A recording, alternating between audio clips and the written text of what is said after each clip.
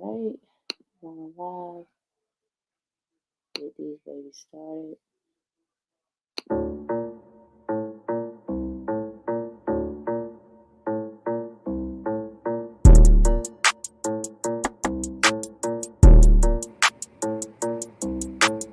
So do we go share now? You can share now.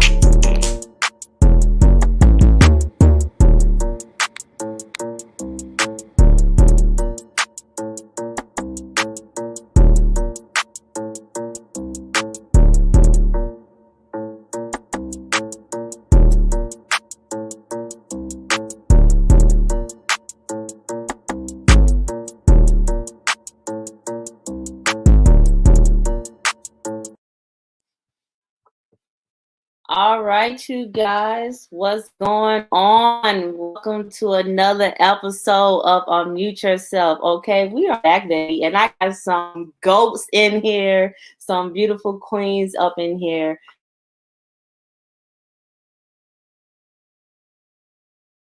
This episode today because we are about to go in, people, because y'all know Valentine's is coming up. Okay, Valentine's is coming up, and let me tell you something. I love my sisters. I love my queens, and if you are single, this episode is for you. So go ahead and like and share as you can. Okay.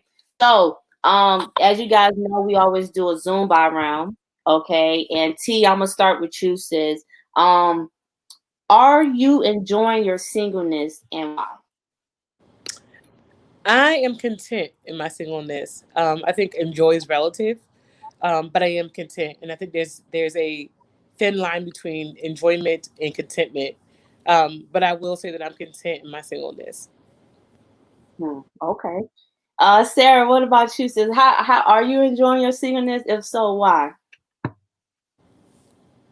So, I was born single. We're all born single, so it's life to me, and I'm enjoying life. So, yeah. No, please enjoy life, honey. After 2020, we got to enjoy life. India, what about you, sis? Are you enjoying your singleness? If so, why? Yes, so I am enjoying it. It was a point in my life when I did not enjoy it because we have this thing where we feel like it's something wrong if we're not with someone. So at this moment I'm enjoying my life because my focus is on me and my goals and things that I have to accomplish. So I'm pretty good. I'm content and I'm good. Okay, no, that's it's this show not about me, but I'm letting y'all know right now I am content. I am enjoying my singleness because Jesus was single too. Praise the Lord. But but no, in all honesty though, I wanna ask you, I'm gonna start with you, T. Our first question really, do you feel like society can judge a woman's worth by her current relationship status?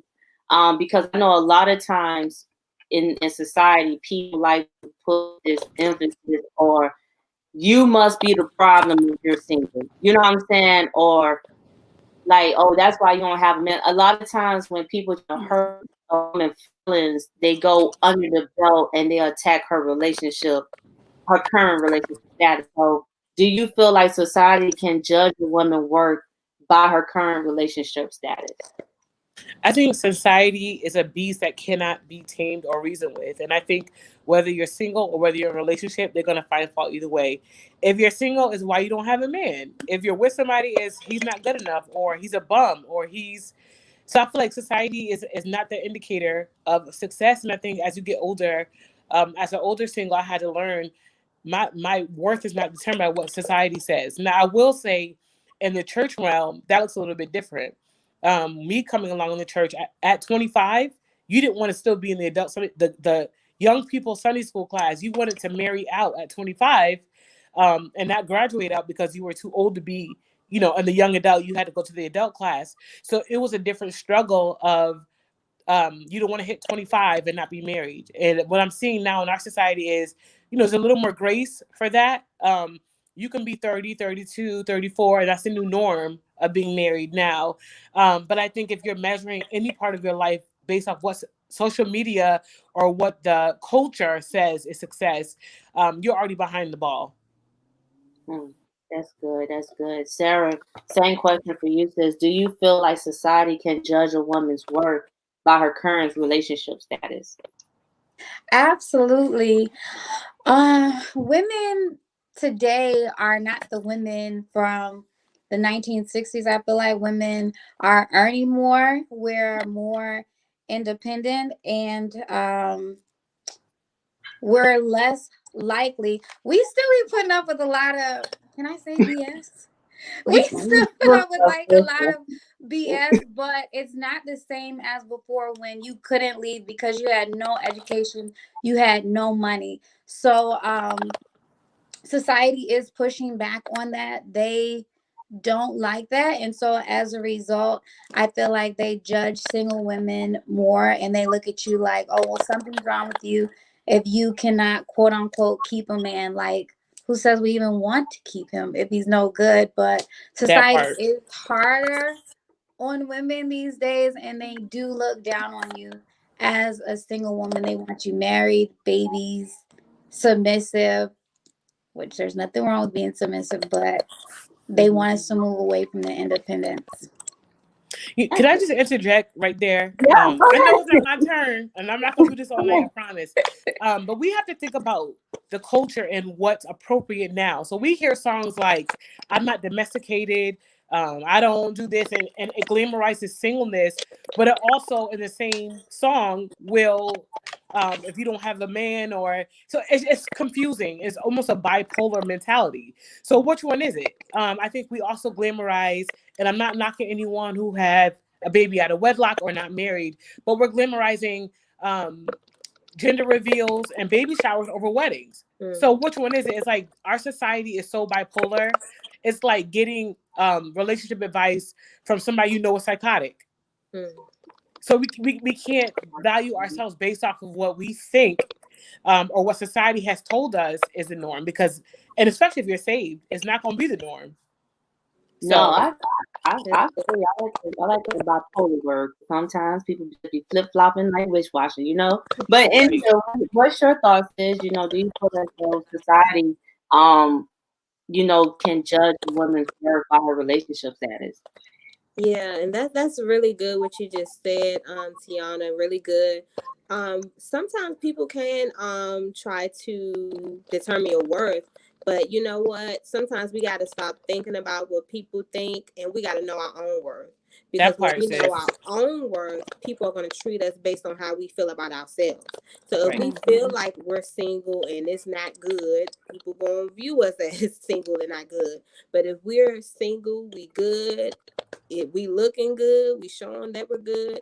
Majority of the time, people would treat you based on how you feel on the inside. So we have to stop allowing people to determine our worth and our value, because people can tell you something all day long, but how do you feel about yourself? How do you feel about yourself? And you said something really good, Tiana, about we back and forth, like we glorifying this, but what about marriage? And I see in this day and age, for some reason, a lot of people are afraid of marriage. They are afraid of commitment. But we'll commit to someone and have a child that's going to be in our life for the rest of our life, but we don't want to commit to people. I don't know why. That's good. That's really good. Indy, I kind of messaged you, sis, if you can read it right fast. I got you. But no, I think what you guys are saying are really good, because, like you said, you talk about like a baby shower, and then you're talking about a wedding. Well, people not really glorifying weddings like they do baby showers. So like, which one you trying to do? And so it leads me to my next question. And Tiana, I know you kind of spoke about it a little bit, but do you feel like the church has failed in teaching people, especially women, on how to live single and be okay with that? Can you repeat the last part of the question? You went out a little bit there. No, you good. So I got you. Do you feel like the church has failed in teaching people, especially women, on how to live single and be okay with that? I think and I'm not going to step on my soapbox for this, and I promise I won't be long. It's a very sensitive subject for me. I got married at 21. Didn't know what I was doing. I just knew I thought I was in love, first real relationship, and I wanted to prove to my parents, who were both ministers or preachers, that I didn't have to listen to them anymore. So for me, marriage was a way to prove that I was an adult, quite frankly. And we had marriage counseling, didn't last very long. And what I was told in marriage counseling was, don't defraud. Now, I'm not sure if the saints know what defraud means, but that means don't tell your husband you have a headache and he not getting on that night. That's what that means. And that was the bulk of my marriage counseling. So fast forward 5-6 years later, and we're getting divorced. And those same people who were giving us counseling was saying, well, you should have came to us for support. There was no support. There was no avenue. And I think the church does shy away from very real issues. I can appreciate the ministry I'm at currently. My pastors are young. Both of them are very young. And they're very in tune to what is today's issue. They're both educators, and they're very aware of what young people deal with and what young people face. Because of that, the dialogue behind how we deal with trauma, how we heal, how we even proactively go into situations, we're prepared. But I cannot tell you that that's the same across the board. It wasn't done for me. It was a disservice to me. And I think that the church has to stop being afraid of real conversations. Homosexuality, sexuality in general, gender confusion, gender identity, trauma, molestation, fornication, adults, all of that stuff. Those are very real issues, and we can no longer sweep them under the rug. This generation, at 10 years old, I have a 10-year-old doing TikTok. I get so weak in the knees, like she know what weak in the knees mean. And trust me, when I heard that, I'm just like, this generation is calling for a different influence. And trust me, I am old school, Pentecostal, apostolic, and I'm saved. But there are some very relevant issues that have to be discussed, and we are ruining and doing a disservice to a lot of young people and a lot of people in general, because we refuse to put our uncomfortability to the side and have these conversations. And they're absolutely necessary. Same thing with therapy. And I think church people are afraid to step outside of the four walls. But if we're doing what we should do in the church and have those outlets, people don't have to go see a therapist. And I'm all for Black therapists. I'm all for therapy. I'm all for medication. But if we, as a front line, the African American church, address some of these very real issues, a lot of our sons and daughters will be spared. I would have been spared. So I'm a walking example of what happens when we allow our uncomfortability to dictate how we reach souls. And we can't do that in this generation. Not after 2020, not after 2021. Some of us just glad we survived. So I'm going to need to have a real conversation about what I'm really feeling. And I want to know what you experience too. We can't be above the law. So that's my stance on it. No, sis, that was a good sermon. Honestly, I love listen. I like that. I know, but I think there's a shift happening, like I said, with podcasting and different things. Every ministry is not always meant to be in the pulpit, and I conversation like these, where you, especially sexuality, is like so taboo in the church. Like, we don't talk about it. We don't talk about homosexuality and even just gender, all these different things.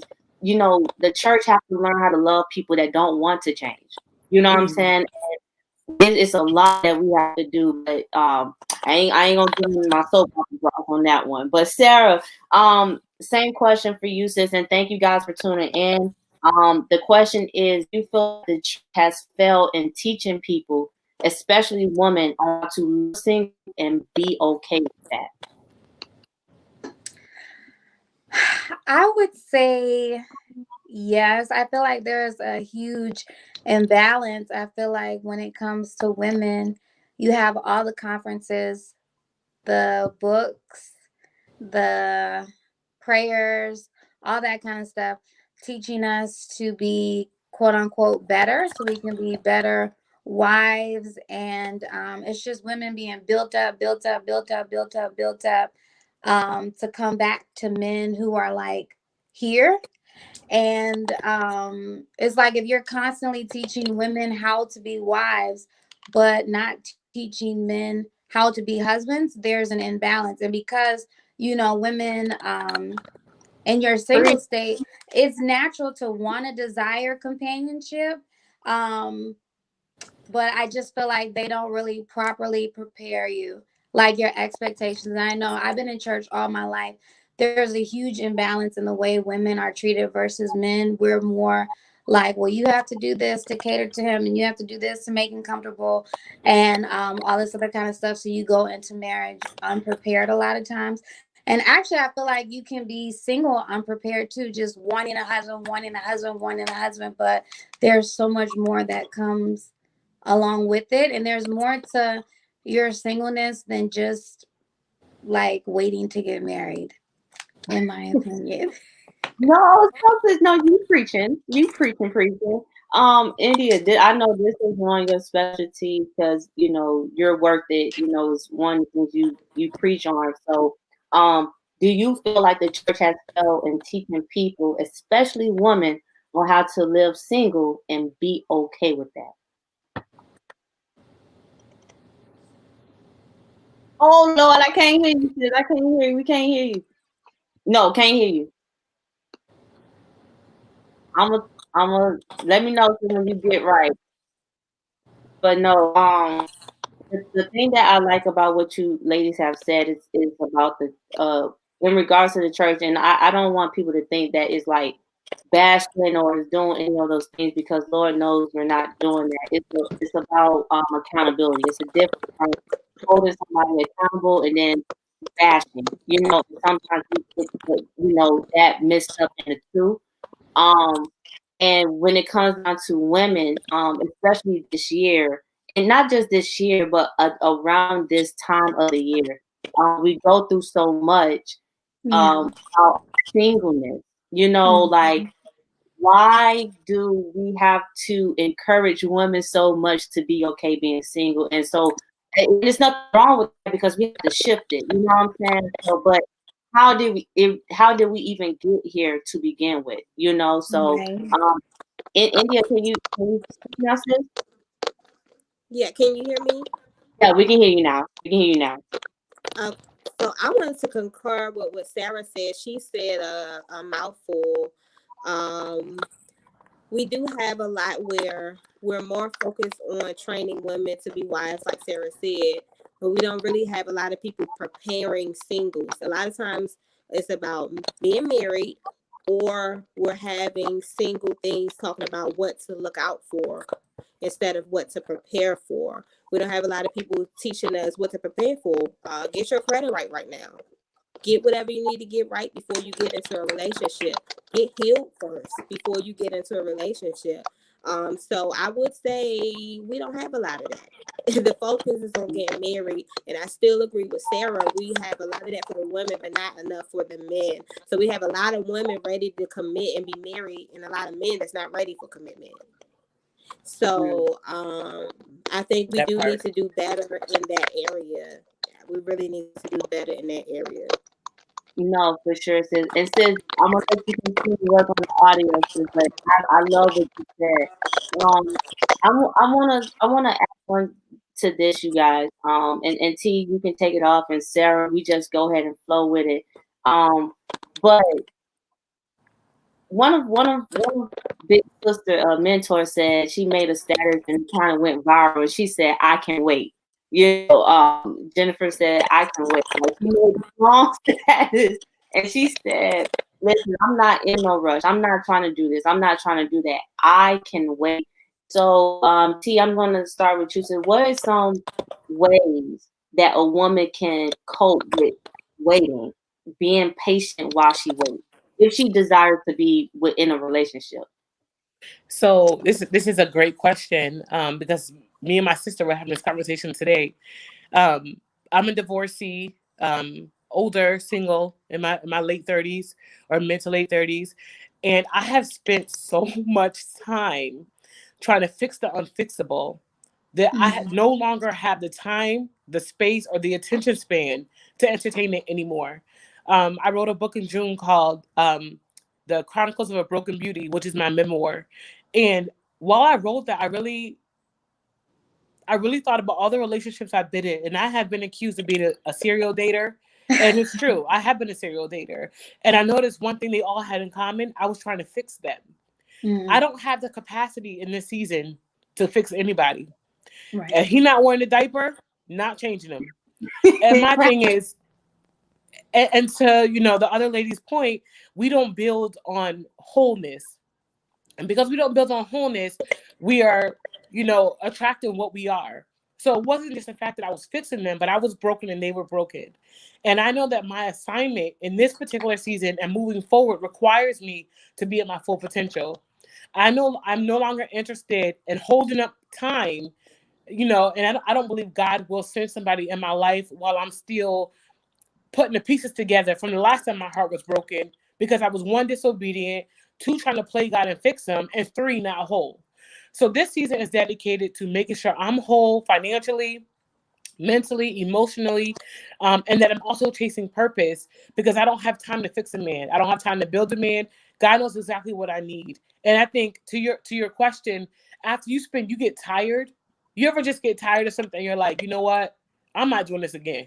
You go to the wrong restaurant one time too many, and they keep getting your order wrong, and you always disappointed, and you always got to call a manager over. At some point, you're just going to stop going. And that's where I'm at with it. I've done it my way long enough. And I'm not willing to tie God's hands for disobedience. I'm not willing to waste the energy on trying to play fix it. Gorilla Glue ain't gonna solve this one. And it ain't gonna hold this one together. So I'm just really at the point of self wholeness, with my health, with my wealth, with my spirituality. And writing that book really helped me to see the patterns I was making, and why I was picking the same man with a different face.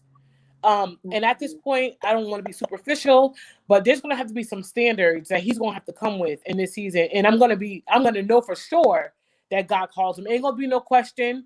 It ain't going to be, well, if he don't got his wealth together, his health together, his mental together, his spirituality together, and his wholeness together, we're unequally yoked. And it's none of my business what God decides to do. So I'm learning now to mind my business and focus on the path he's put me on, so that it no longer becomes a whole me trying to play God and fix it. It's already done. It's just me walking in that path. So I think after you've dealt with enough drama, enough stuff, enough heartache, enough discontentment, then you're ready to move on. And that's the space I'm in life right now. No, I love it. Sarah, same question says, Jennifer made a post and she said, I can wait. You know what I'm saying? Like, I can wait.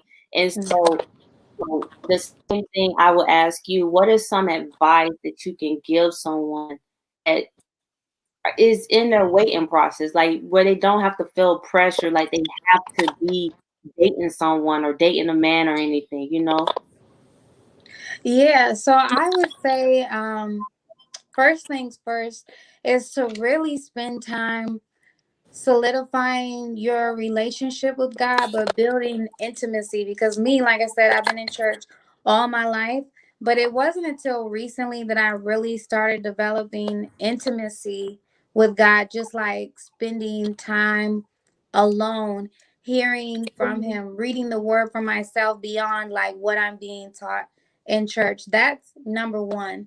Number two is to realize that because we're built for companionship, there's nothing wrong with desiring a mate, and there's only so much you can do. Like, that feeling is still going to be there. So just accepting it for what it is and not being hard on yourself, because I am gonna list some things to do in the meantime, but I have heard advice of people saying, well, just do this and do this and do this and do this.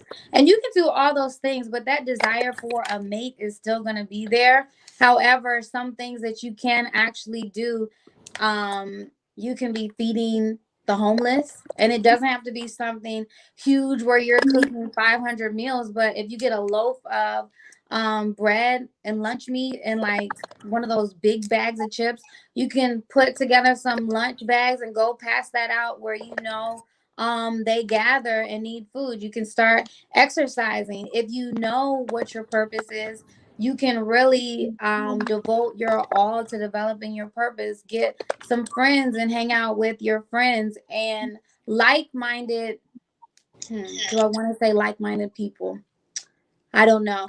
Get around people who are going to encourage you, and they're not going to feed you into like pushing you into meaningless and fruitless relationships just because you're lonely, because then that could lead to you having like a bunch of one night stands all over the place and stuff like that. And it's no shame, like if that is your thing, but that is just gonna drive you further into the loneliness and the negative feelings that you're having. But occupy your time serving others, serve others, love God, and just wait it out. There's nothing until God really makes it happen and puts that together for you. um it is what it is. Nah, that's saying it is what it is. Because I can't. India, same question says, Jennifer, she made a post. She said, I can't wait. So the question is, what advice can you give to someone that is in the process of waiting? Oh Lord, India, you there, honey bun? Yeah, so Y'all be praying, can you hear man. me? I'm here. Okay, I can hear you. Okay, I can hear you now. Can you hear me? Okay, Yeah, I great. can hear you. So She just we gotta going know that crazy. you can hear me. I can hear you. So I'm saying it was staticky. Yeah, I can hear you. Can you? Well, Okay. it's the same We train. have to understand that we are worth the wait. When we understand that we're worth the wait, we'll feel a little bit better. That we only want to receive what we deserve and what we desire. When we shift our focus on our worth and waiting is when we will feel better. A lot of times on the wait, or we feel some type of way because we're looking at social media, we watching Instagram, we watching Facebook, we watching couples posting their pictures, and I understand all of that. But sometimes the pictures really just be pictures. We don't know what people are really going through in their relationships. So I'd rather be single and at peace than to be dealing with someone in a broken relationship and pieces and broken. So sometimes the singles want to be in a relationship, and some people in relationships want to be single. So I think we just have to be very happy where we are. If you're single, listen, look at the brighter side. Like, you can be free to do what you want to do. You got the time to accomplish your goals.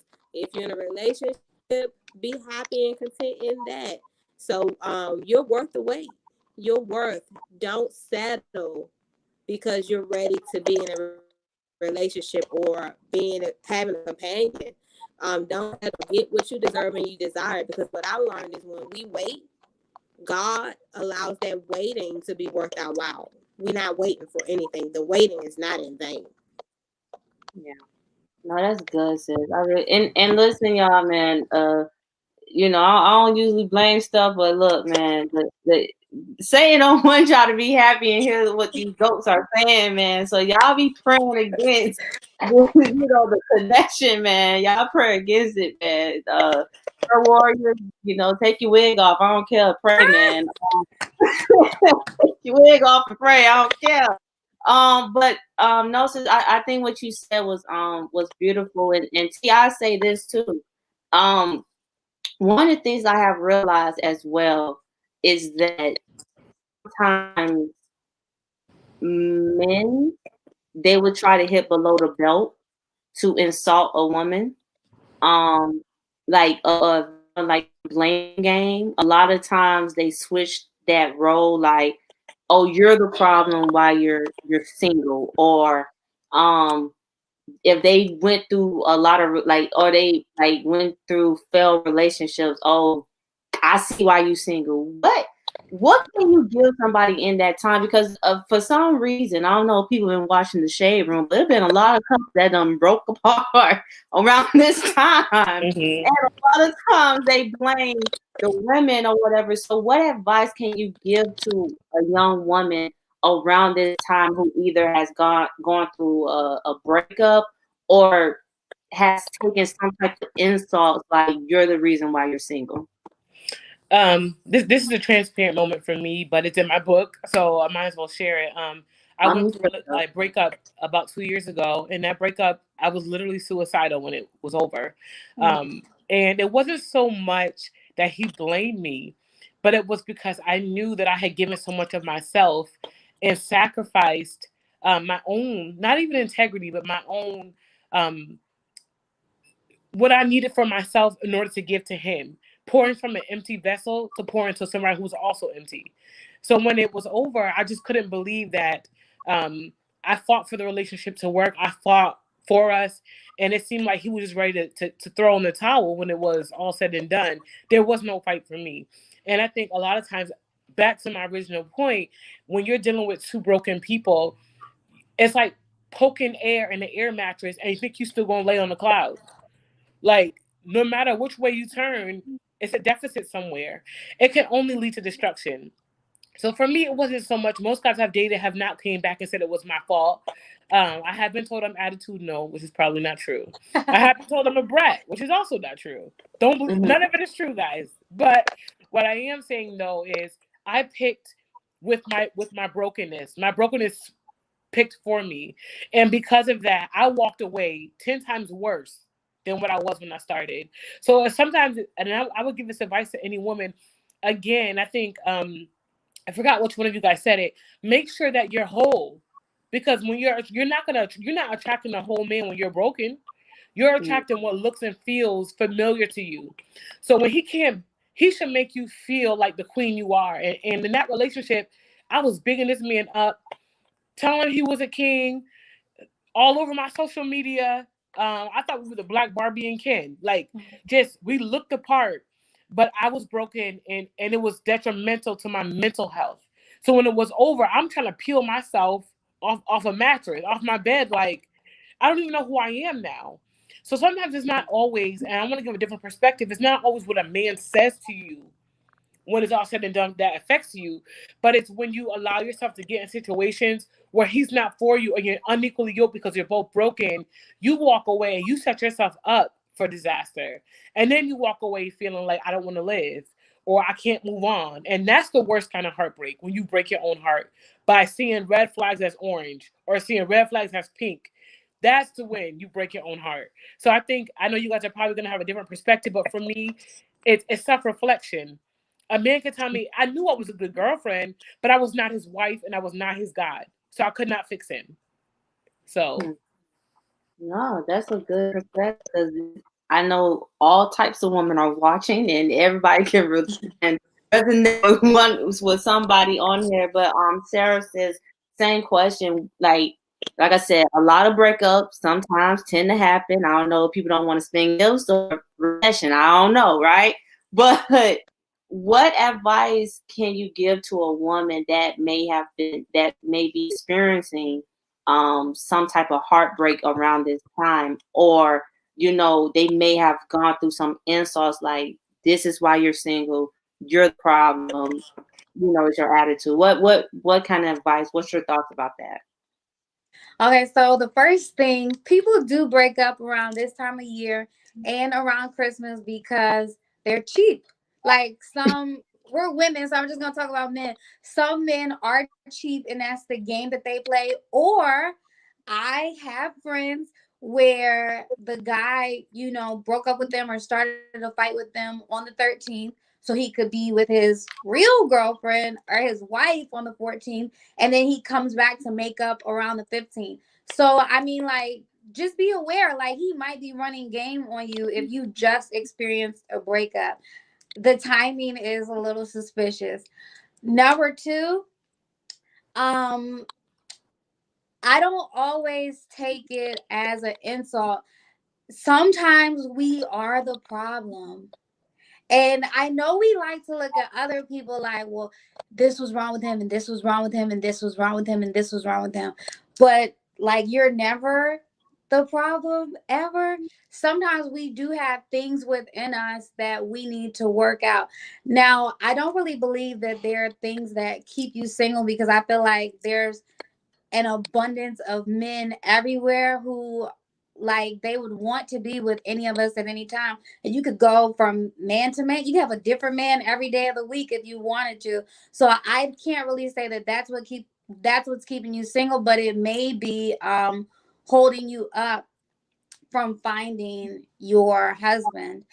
Other than that, something that God just gave to me, I want to say like yesterday or the day before, when I was like, what is up with this waiting process? You have so many women who just, they have a strong desire to get married, they want to start their families, and you don't really see the same like hunger from men, but it's pushing women into like premature relationships, it's pushing them into the wrong relationships. And I'm like, what's up with the wait?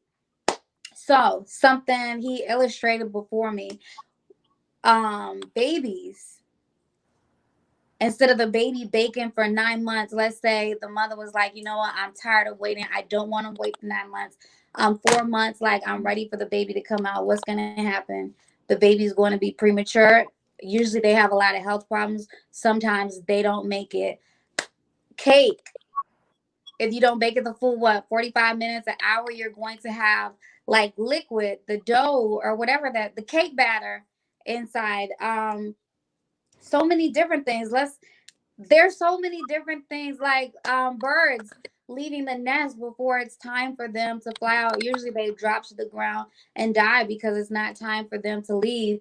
So to put that in perspective with relationships, this is not something that you want to rush, because it could fail. I know some people say it could be the right person at the wrong time. But yeah, your relationship, if you are really for monogamy and you are for marriage, you're going to have that one person for the rest of your life.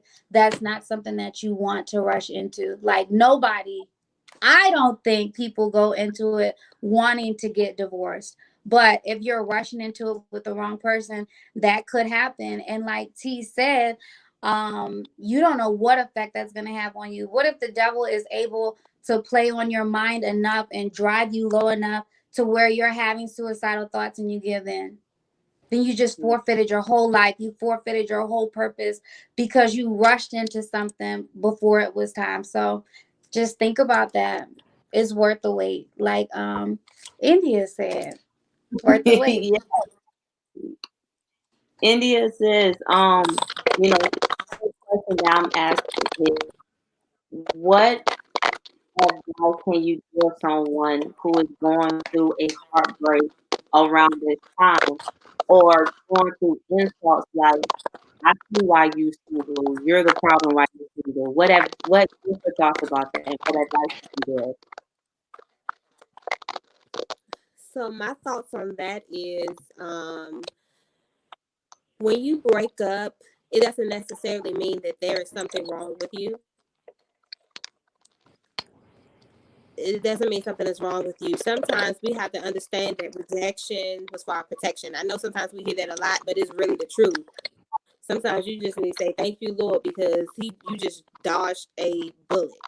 So rejection is protection. Also, because somebody rejected you doesn't mean there's something wrong with you. You can be the full package. Oh no. Boy, they do not want India to be great. Yo, the same thing, friend, man. But not that rejection, redirection part. I know that is very vital, and I pray that she can finish that off. Because this is crazy. India, you good? She's back. Praise the Lord. India, you can hear me? I can hear you. Can you hear me? I can hear you, sis. Go ahead. Oh my gosh. So I'm sorry, guys. So what I was saying is, you can be, just because you were rejected or you've broken up with someone, it doesn't mean something is wrong with you. You can be the full package, but just delivered at the wrong door. You can be everything just with the wrong person. Sometimes you're just not compatible. It doesn't mean that it's something wrong with you. You're just not compatible with them. So you got to take it as, listen, it didn't work for a reason. Maybe it wasn't supposed to work. What's for me is for me. What's not for me is just not going to be for me. And then in the process, you look back and see, okay, what can I have learned from this relationship? Take it as a win-win. I may not have that, but I learned something from this that I can take to my next relationship, or something in me that I can make better within myself. Doesn't mean it's something totally wrong with me, because we all have something. We all have something. But I just want you to know tonight that if you were rejected, it was for protection. And you are amazing. You are amazing. Just because someone else, they may feel like you're not compatible, it's doesn't mean you're just horrible. Not at all. So I hope you're encouraged with that, to know that, just know your worth. What's for me is for me. What's not is not. If you don't want to stick with me, then go on about your business, because I'll find someone that can stick with me. No, so I think the bar, one of the bars for tonight is you can be the full package just at the wrong door. I like that. So That's the I line. might, right, and the bar. I think that's a dope bar, man. You can be the full package at the wrong door. Okay, that is a whole bar. Um, men Oh, don't can try to I add use one it. thing? Yeah, go ahead, sis. Okay, so I think that you should expect for most of your relationships not to work out. And I know that probably sounds crazy, but if you're dating, let's say you start dating when you're 21 and you don't get married until you're 35, and you've dated 10 people, it's not going to work out with 9 of those people. So that's the majority of your relationships, the people that you've met, that it just didn't work out. And it's not a bad thing if your goal is to find your one person and you're dating, just seeing like who has what to offer, who's going to be compatible. And you're really taking the idea of dating and not just like, I'm going to pray for my one person and then that's just going to be it. Most of those relationships are not going to work out, but it doesn't have to be doom and gloom and like a big, event every time. It's just like, thank you. Next. Oh, that Nets need to be on the shirt. Nets is the real one. 'Cause Nets, boy, Nets everything. Nets is up, Lord, punch everything. Nets, but you guys, I'm really enjoying despite the technical difficulties sometimes, bruh. I pray that they can look past that and really Yes. understand what y'all saying. And I really do. And you want to say something, sis, or to piggyback off of that, or you good? Are you talking to I me? want to say something before I hop off. Can you hear me? Yeah. Go ahead. Yeah, go ahead. Okay, so I wanted to say, I think I was piggybacking off of Sarah. It's easy to move on when we take our time.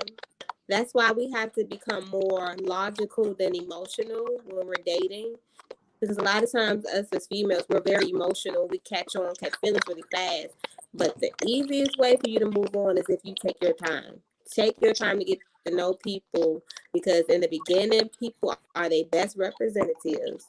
So you want to wait until they show who they really are, and then you can see, is this someone I really want to open my heart all the way to? So I just wanted to share that. Take your time. Be more logical than emotional. No, sis, that's good. And sis, before you hop off, if you don't have enough time, I always do this. Please let the folks know how they can follow you, your ministry, all that good stuff. Oh, man. It's Yes, so popcorn. I'm on Popcorn, Facebook. right? Go ahead, India. Go ahead, India. I'm sorry, I can't. Okay, I'm sorry, my thing is acting up. So I'm on Facebook and Instagram. My name as it appears here, India Hyman. And listen, I just joined Clubhouse and I love it. So if you're on Clubhouse, follow me there. Same name, India Hyman. Hey. Every Tuesday at 8 p.m., I have a session called You Are Worth It. So let's connect. My website, www.indiahyman.com. Let's stay connected. Thank you so much for having Thank you. me. No problem, sis. I'm going to message you, sis, because I want you to hear this, but you will be invited again. And I love you. And This was I pray awesome. This was awesome. that. Have a good night. Thank you, sis. All right. So, family, let's get started. I hope y'all follow our sister, man. She was really, really dope. But T, did you have anything you want to piggyback off of what Sarah and India said before I go to the final question? I think I have a little bit different perspective. A little bit. I think the older you get, you don't date with for quantity. You date for quality, and you date intentionally. So I don't have the mindset I'm gonna date 9 wrongs to find right. I'm gonna wait for right and confirm that he's right before I um, commit to being in a relationship. I'm going to make sure this is what I should be doing. And that's just come from years and years of career dating and thinking I found the one and didn't. Um, text heavy and repeat, that cycle that we all hate. You would love the first 3 months and then you hate them the next 6. I don't have those type of scenarios in me anymore. So my thing is not date and hope that it fails. My thing is date with intention, and make sure that and I think I'm not sure who it was said something very important. Solidify your relationship with God because He's not going to lead you wrong. And when He shows you those red flags, believe Him, see them, and you only know that when you have a relationship. So my thing is just sis, be intentional about your relationships. I don't have a lot of time to waste. I'm trying to build an empire out here, and if He's not going to add to that, and He's not a part of my God potential, he's not a part of my life, period.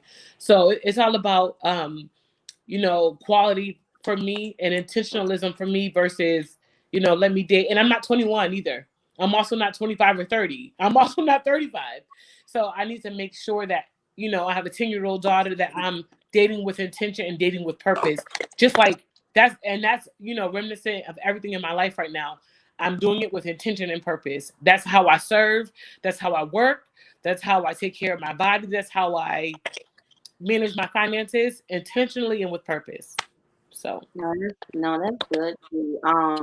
Y'all, I pray that y'all are enjoying this, man. Because I'm telling you right now, T, Sarah, and India, whenever she catch this again, I am going to do it right here. I swear, because this connection, this audio is can go back to the pit of hell. Okay. But Sarah, for our final question, sis, for our final question is how important is self love during this time? How important is love during this time? Self-love is the ultimate thing under loving God. I did want to be clear though. So I don't mean for it to come across as I'm like encouraging women to just go out and haphazardly date. But as being a woman who's been in church all my life, a lot of my friends started dating at like 15, 16. I think I got my first boyfriend at 19. So it's like to look at every man you meet, how we were taught, like that's your husband, like every man that you meet at the gas station, grocery store, online, not gonna be your husband. It's just not. And if you do start dating that young, you should expect to be like cultivating relational skills, but not looking for the success. But naturally, as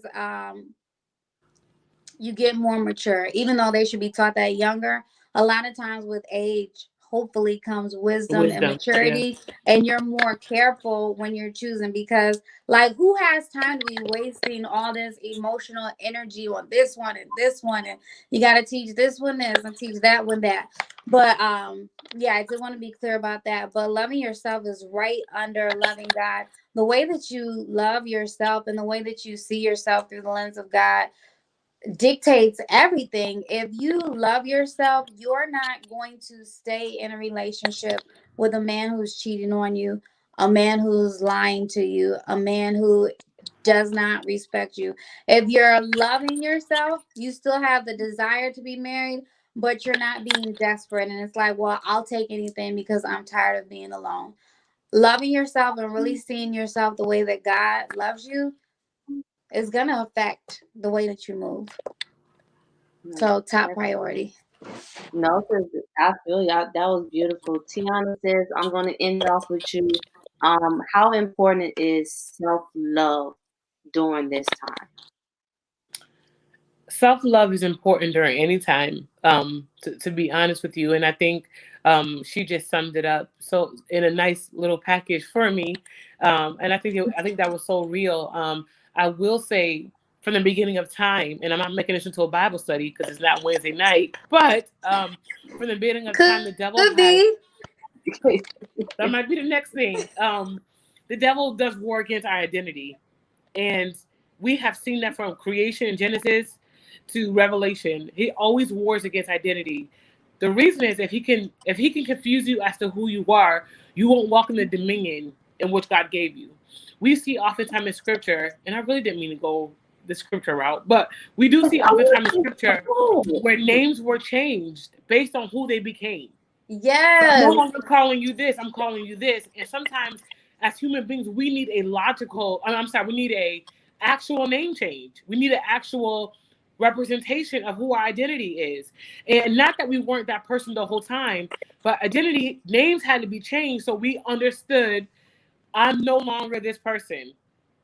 I went from Sarai to Sarah. I went from, you know, um, Israel to Jacob. Like we had to literally hear our name being changed, because otherwise we wouldn't understand.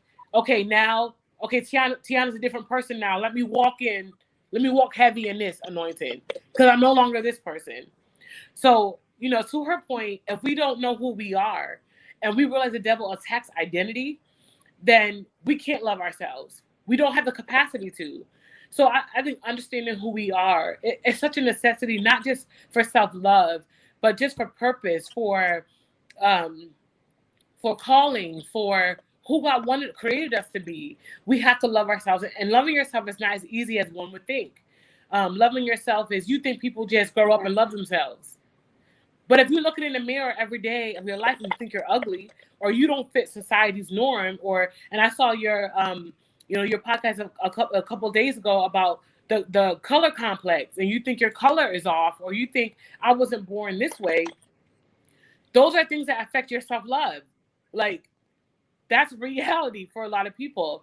Loving yourself is not an easy solution. It's not an easy thing to do. And I would love to say that all women just, we ready to walk on the red carpet every time we step out, and that's just not the case. No. There's some days we just want to be a bum and, curl up on the couch and eat ice cream and chill and not do our lashes and not do our nails and just look crazy. And we don't feel like it. Right. But self-love, and I think especially in this coming out of COVID, coming out of this pandemic, you have to remind yourself, and I think she said it, who God said you are, not who your mom named you, because they don't always match. My mom could have named me Lakeisha. That's not who I am. Who did God say I am? So asking yourself constantly, God, who do you say? God, remind me who I am. Who do you say that I am? Not what do men say I am? And we know that he said it to Peter. Who do men say I am? No. And I think that was Peter. But God, who do you say that I am? Because you can walk heavy in whatever purpose and calling, and even walking heavy in self-love when you know who God said you are, what God has spoken, what banner God has placed over your life. And it's a constant for me when I don't feel my best. God, who do you say that I am?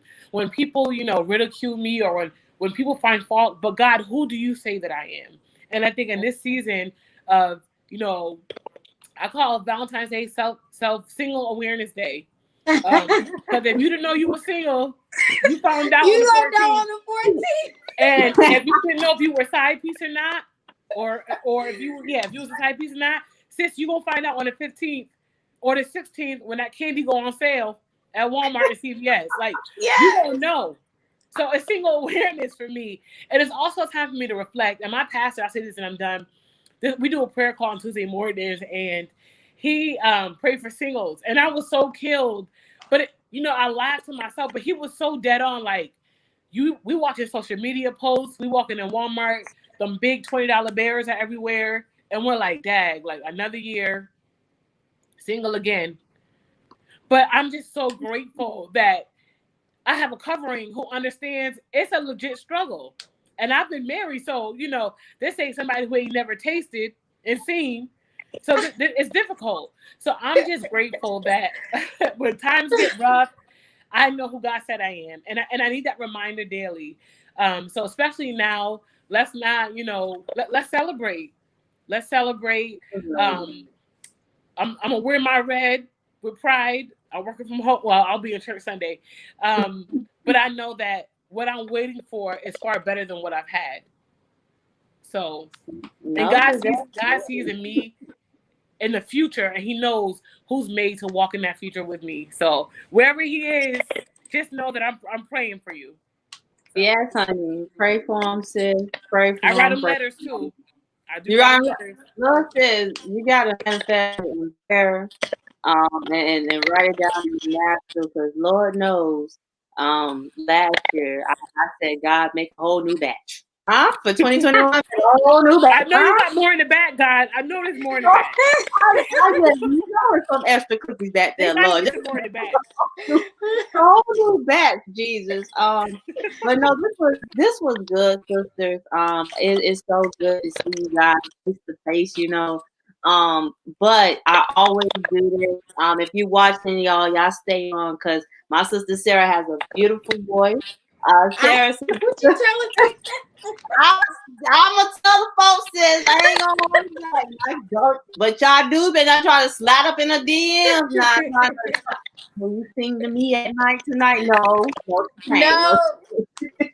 But no, tell them how they can follow you, your ministry, all that good stuff. Me?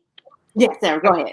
Oh, sorry. Okay, so I'm here on Facebook, on Instagram. I am Sarah Mia, and Clubhouse. I am Sarah Mia, and yeah, I'll see you guys around. Don't DM me though, because I don't really check it, but comment publicly under one of my posts, and we can chat. Tiana says, let the folks know how they can purchase anything. Tell them how they can follow you. All of that lovely stuff. Tiana Dotson on Facebook. My Instagram is Dapperly Chic, but I also have a business page. My movement is called the Forever Glam Campaign, and that stands for Growing, Loving, and Appreciating Me. So I do have the Forever Glam on Instagram. I also have a website, theforeverglam.com. And if you're looking for my book, it's on Amazon, Chronicles of a Broken Beauty. It's on Amazon. It's on digital copy and hard copy. So. That is awesome. Make sure you comment, on this video since when we get done. And you guys, as you can see, you can donate to UnmuteYourself, y'all. We are trying to do some big things in the summer before school. So we're taking all donations. I don't care if it's 50 cents to $1. Just give what you can, and I promise you, I will appreciate it. As always, you guys, let's pray it out and just stay on, y'all. Dear God, thank you for this amazing time. Without you, we would be nothing. I pray for the women, Lord God, that may not be comfortable, may feel like they got to suffer on Valentine's Day. Lord God, let them know if you got them through January and every other day before February 14th, you'll get them through that day, Lord God. I pray you try to use insults as a tool. I pray, Lord God, that it does not prosper. I pray that you trick their mind. I thank you for these ladies that came. I understand that was technology issues, but God, you're still good. You're still able, and it was still a good show. And I pray, Lord God, that we learn how to say "I love me" before we try to say "I love you" to other people. I pray self-love, Lord God, will be very intentional on how we say we love ourselves. And so we just pray, Lord God, that you cover us in this pandemic. And we just thank you for everything. In Jesus' name I pray. Amen. Remember, y'all, stay positive, test negative. All right. Test negative. Okay. Please. All right. Lady, I can stay on this. Hold on.